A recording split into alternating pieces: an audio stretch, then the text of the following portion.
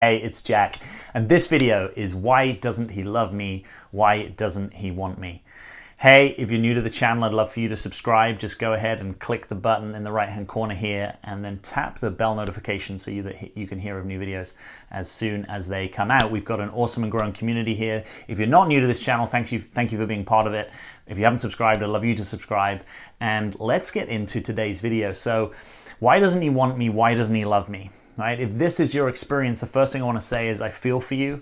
I've been there. I know how hard it can be if you're in an unrequited love situation. Whether that's I've never dated this person, I've just always been drawn to him, right? Maybe it's a colleague at work. Maybe it's someone that always seems to date other women. Maybe there's never been a window of opportunity for you to see if there's something that you guys could pursue. Or maybe you've been in a relationship with a guy and for one reason or another he's pulled away, disappeared, or ended the relationship, and you don't actually want that, and you're feeling in the process that he's being unloving and unwanting in your direction. So I want to give you 4 things that I think might help you turn this situation into something that might be more positive for your own growth and development. And the first thing is trust the unfolding. Trust the unfolding. Now, this might seem like quite high-level spiritual advice, but it basically at some level means that the right guy will want you. The right guy will love you. So if for whatever reason, this guy, whether you've been in a relationship with him or not, doesn't want you or doesn't love you, at one level, thank him. Be grateful for that, or at least be okay with that, because he's not the guy that's right for you. He's not the guy that's meant to be with you. Right? There's something that happens when we move into a more transpersonal orientation, which means we kind of get some of our own personal stuff out of the picture a little bit and notice life often has a plan for us. Right? There's a kind of mystery as to which partnerships, which combinations between men and women in this instance work. And if this one doesn't have him orienting to you in that way, at some level, maybe life doesn't want that for you. Now, you might have never been in that perspective. You might have been, well, I want to be with him. But what about if there's some bigger plan at work that means that he's not the right guy for you, right? Because certainly the right guy is going to want to be with you, right? There are enough challenges that come up for most of us in relationship before there's even a question about whether the person really wants to be with you, right? So if this is happening to you, you might be feeling completely heartbroken, confused, lost, grieving, angry, probably resentful. There could be a ton of things that are coming up for you. And I want to encourage you to feel those things, right? As difficult as it may be, we don't grow by avoiding or repressing our feelings. And there might just be this slightly bigger perspective that you can allow life to hold you in this process that, wow, if life doesn't want this for me, maybe life wants something else, right? Maybe something different is available around the corner. Maybe something better often in the long run is available around the corner. So that's the first thing. Can you trust the process? Can you trust the unfolding? Now, the second thing is to bring the spotlight a little bit onto you. Now, this is kind of deep, and it might take a little while for this to really land in your world. That's fine. Just keep an open mind and see what you make of this. If you're having the experience of he doesn't love me, he doesn't want me, what in other words you might be saying is I'm feeling unwanted and I'm feeling unloved. Now, you can orient to I'm feeling unwanted and I'm feeling unloved as if that's all about someone else, right? The reason I'm feeling unwanted is because he doesn't want me. The reason I'm feeling unloved is that he doesn't love me. Now, there's probably some truth in that. There might be what we call a partial truth. There also might be some truth or a partial truth in you getting closer to your relationship with what it means to feel unwanted and to feel unloved. Because if this experience is kind of devastating to you right now, again, I feel for you, it can be really freaking hard. But if that experience is devastating to you, what it probably means is it's picking up a place in you that is the experience of being unwanted and unloved that probably has something to do with your past. It probably has something to do with earlier experiences of feeling unwanted and unloved. And you probably deploy a specific program within yourself, a specific series of thoughts and behavioral patterns when the feeling of being unloved comes up, right? So for example, you might take that feeling and then you might add a whole story over the top of it, right? That I'm an unlovable person, right? Or it's so terrible that I'm unloved. You might even fixate or fantasize on that particular feeling and start to amplify it within yourself, right? You might increase the kind of self-hatred or self-loathing or inner critic that happens when we have the experience of feeling unloved, right? So what I'm trying to point at here is that there may be something really deep here for you to look at, which is you have a relationship with feeling unloved and unwanted irrespective of any particular guy. And I want to invite you to get more curious about what that relationship is and whether you can grow, even just bit by bit, inch by inch, your capacity to be with the experience of feeling unloved and unwanted without spinning out, without getting into a whole narrative and story about what is actually going on, to stay with the feeling more. Because oftentimes the actual feeling itself might be, certainly over time, more tolerable than we think it is. Right? We might be able to learn how to be with, it might not be your favorite feeling, right? You might prefer ecstasy or joy or orgasm. And there is this feeling that exists in life called I feel unloved and I feel unwanted. And what you do with that feeling, I'm going to suggest, is hugely consequential, not only in your relationship life, but just in your life per se. In your life per se, because if that comes up and every time it comes up, you lose your center, you give your power away, you imagine that you're terrible, your inner critic rings around you, you're always going to have a difficult relationship with that feeling. What it might look like over time is more of like, God, I notice I'm feeling really unwanted and unloved and I want to run away. And in my mature adult, I'm going to stay. I'm going to stay with myself so that when I am feeling unwanted and unloved, I don't unwant and unlove myself. Right? I don't abandon myself. I actually stay in as loving an orientation and as present and as a wanting orientation as I can to myself. Now, if you've never contemplated this might be kind of frying your brain a little bit right now. And you might have the experience in this moment of, maybe there's something in this. Maybe this isn't just some crazy British guy rattling on at me right now. Maybe I actually want to, in the fullness of time, look at my own relationship with what it's like to feel unwanted and unloved. And maybe I want to make some gains there. Maybe I want to be able to relax more when that comes up and know that that is probably going to be an experience, by the way, whether you are in relationship or not. So you can be in relationship, you can be in a good or great relationship, and at times you might feel unloved or unwanted, right? You might feel overlooked, unseen, unappreciated. It might be that you did something that was good in the relationship and that he didn't reflect it back to you. It might be that you're working really hard on your own edges of development and you don't think he's seeing that. It might be that you have the experience that you love on him more than he loves on you, or that your love languages aren't getting met, because the way that you experience love is when someone affirms you with words of affirmation, and actually he's not doing that. He's just working hard to fix things around the house or whatever's going on, right? So this thing about being unloved and unwanted, it might be exacerbated when you have an unrequited love interest, and believe me, it will be there until you actually do some work on it. So you don't get around doing that work by having a guy in your life and being like, cool, now I'm loved and wanted. You actually do that work by doing that work. It's some kind of lifting that you're probably going to have to do at some stage. And if you're willing to look at it before you get into a relationship, or while you're maybe single now, or while you may be grieving, you are going to be in a much better position when the right guy does walk into your life and does want a relationship with you. Now, the third thing that I want to invite you to look at is whether you are actually going after an unavailable man, right? Or maybe even to broaden that out as a generalization, are you generally going after unavailable men or emotionally unavailable men? Because if you are, that's probably going to exacerbate the experience that you have of feeling unwanted and unloved, because accurately and objectively, as sad as it is, at some level, this guy isn't really available to love and want you in the way that an available man is. Right? So let's say, for example, that you had the experience in childhood that you didn't feel loved and wanted, or that the caregivers in your life were unavailable to you, or perhaps your father was unavailable to you.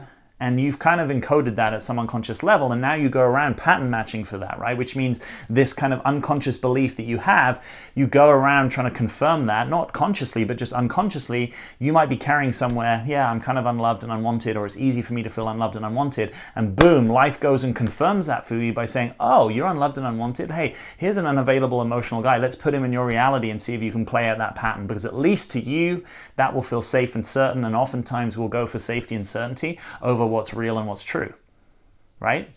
So you might want to inquire, which means look into, get curious about, am I going after the same kind of guys to have a confirmation that actually I'm not loved and wanted?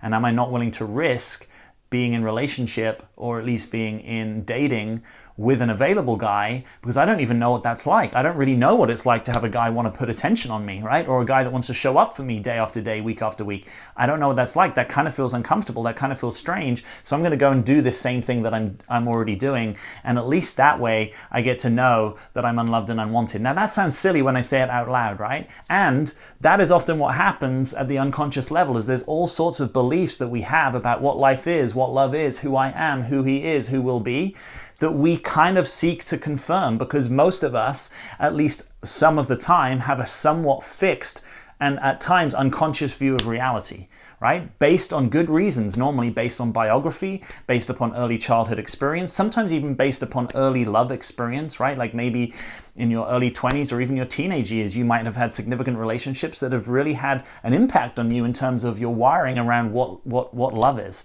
right? So you might have this sort of script that got downloaded into you that love is a guy being unavailable, and it's really hard to kick that habit until you get more conscious of it, until you really bring into the light of your full awareness, I might be seeking out unavailable guys to confirm what happened in my past, or because I don't even know how to look for something else. Right? It often happens if people have been abused. What do? They find themselves in abusive relationships because there's a kind of familiarity, there's a kind of pattern that matches that we perpetuate. So none of this is to make light of his behavior, right? We can talk a lot, and I have made videos about emotionally unavailable guys, and I'll put a link here after this video so you can watch that if you haven't watched that already. So there's all sorts of things over there. None of this is exonerating guys' bad behavior or telling guys that it's okay to be emotionally unavailable. No, I'm as committed as you are to having guys show up as real men in a relationship. And this video is for you and on what's on your side of the fence that has you seeking out, or at least not saying no to, that kind of behavior. So you might accurately be feeling unloved because this guy isn't available to love you. What would it take for you to change that reality? What would it take for you to relax that script in you so that you can actually be available for an available guy? Okay, and point number 4 builds on something I was talking about earlier. Point number 4 is an invitation to you to stop re-traumatizing yourself with your own stories. I'll say that one more time. Stop re-traumatizing yourself with your own stories. So what I mean by that is anytime you are having a direct experience of feeling unwanted and unloved, and you start to spin out into stories about who that makes you, stories about, oh, maybe I'll never be loved, maybe I'll never be worthy of love, maybe I'll always be unwanted. I want to have you practice interrupting that pattern. I want to have you practice noticing, oh, I'm starting to spin myself out. I'm distinguishing here the direct experience of feeling unloved and unwanted. And I'm curious, maybe just now, can you locate that in yourself? When you experience the thing that we're calling unloved and unwanted, what actually happens? Right? Do you get an aching in your chest? Do you get pangs in your heart? Does your breathing stop or get shallow? Notice physiologically what happens to you, because that is a big part of the experience of I'm feeling unloved and unwanted. A lot of the other stuff is things that you may actually be overlaying on that experience, that you can learn how to stop doing that. You can learn how to stop spinning yourself out in your thoughts, stop your inner critic coming through the back door and telling you that you're not good enough, you're not worthy enough. All of that is kind of like overlay. And I'm inviting you to see if you can relax the overlay so that you get to be more directly with the experience, so that it's actually not as traumatizing for you, that you get to experience it without, it doesn't mean anything about your future actually. If in this moment, you or I are having an experience of I'm feeling unloved and unwanted, it doesn't really mean anything about what's going to happen next year, right? How do we know? How do we know what we might just be constructing for ourselves as some kind of reality that has nothing to do with a more objective reality in our lives, right? I notice I'm swallowing my T's again. I'm promising myself I was going to try and hit my T's. Reality as opposed to reality. Anyway, how do you know what reality you're actually putting yourself in from your thoughts that might be spinning you out? Do you start to get this? It's kind of like, there's a cake that exists called the direct experience of our sensations and our feelings. And then there's all sorts of icings and decorations that we add ourselves that tend to have us feel worse, right? Now, You may say, well, how do you really stop that? Yeah, it takes a while. It takes practice. It may not be perfect. Stopping it for you might mean that instead of spinning out for 3 hours, you spin out for an hour. Or instead of spinning out for an hour, you learn how to spin out for 10 minutes. Or instead of spinning out for 10 minutes, you actually notice in real time, I am spinning out right now. You might not be able to stop it, but you're conscious of it. That's really how awareness works in most instances. Right, is that you practice it. The more you practice it, the more you notice it. The more you notice it, the quicker you can notice it. The quicker you notice it, the quicker you can invite something else into your awareness, or you can at least just presence yourself whilst you're having this difficult experience. And by the way, notice this. Notice how much of this is an internal game. Right? Notice that none of this is about trying to persuade this guy that he needs to be with you. None of this is about shifting his actual orientation to you, because I don't want you to be in a situation where you're trying to persuade or beg a guy to be with you. That's not real love. That's not a real guy showing up with his heart and initiative for you the way that you deserve, right? So none of this is about changing the external reality. It's about how we are with that reality, how that reality does spin us out or not, how centered we can stay to ourselves. Said differently, can we love ourselves in the experience of feeling unloved and unwanted? And that might seem really paradoxical to you, like, what are you even talking about, man? If I'm feeling unloved, how can I love myself? Well, you might notice there's a kind of experience called feeling unloved, and whilst that's going on, you don't actually have to go. You can still be in a love orientation to yourself. You can still be present. You can still be attentive. You can still do all the things that if I said, hey, love on this dog right now, right, you would attend to him or her. You would be present.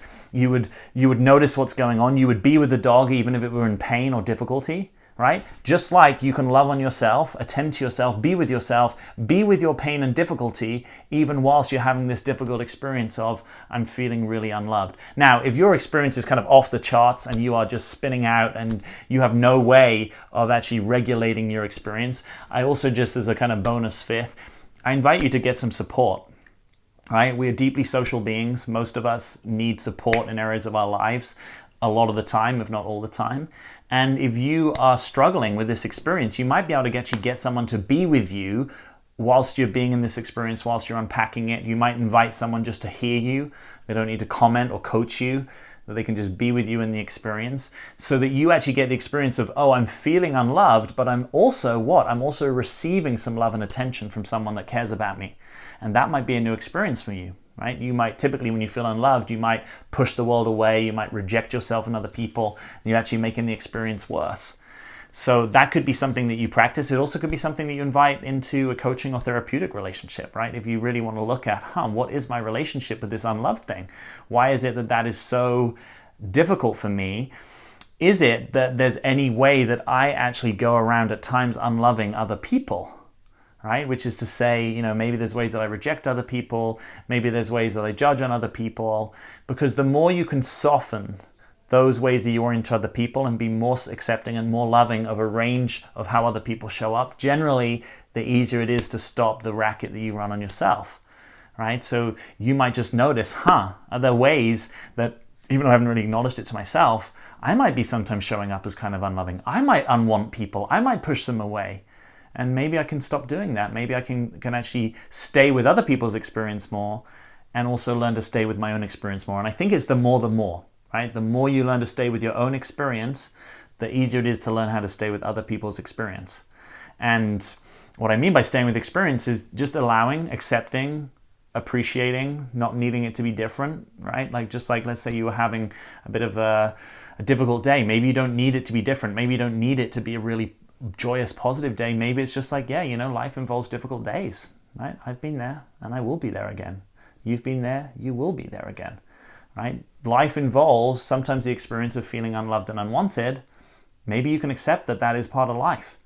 And until maybe you've done a ton of work that might have that be otherwise, maybe that's just going to be part of your life. And you can have an acceptance that is part of my life. I don't need to push it away. I don't need to make myself wrong. I don't need to think of every other time in my life that I felt unloved and unwanted, and now I'm traumatizing myself again, right? That's the pattern. If there was one thing that you took from this video, it's that you have an ability to break that pattern with practice and awareness. That you don't need to start to spin and start eating memories of all the times that your life felt difficult or you felt people pushed you away, or you can learn how to be differently with that. Right? That is a way of losing presence. It's called shift. It's called being in the past. It's called eating memories. It's called allowing your emotions to take you into some other time and losing presence to that. So in all of this, it's an invitation actually to be more present with yourself. The more present you are with yourself, the more you can love on yourself, the more you can attune to yourself, the more you can be available for what it is that you need in a particular moment, the more you can know and discriminate your own experience, right? Like, wow, I'm having the feeling of being really unloved right now, and I just want someone to be with me. I'm going to call a friend, right? That might be way more skillful than spinning out into an hour-long sob of memories of when you felt unloved. That might not actually be taking you closer to the depth and truth of your real experience. So if you've listened this far, I'd love for you to subscribe to my channel. And if you haven't taken my free webinar, I'd love for you just to click the link below this video and do that. Find a time that works for you. It's got rave reviews. It's a really cool webinar. And we build on this theme. It's with my teaching partner, Clayton Olson. And one of the things we really talk about in this webinar is called unconscious roles. And if you find yourself feeling unloved and unwanted, you're going to want to explore unconscious roles, because the chances are, you're probably adopting some unconscious roles that have you feel more unloved and wanted than you really need to. So if you haven't explored unconscious roles, come on, let's do it. Click that link, find a time that works for you in your time zone. And I will see you there. As always, I'm Jack. Thanks for being with me.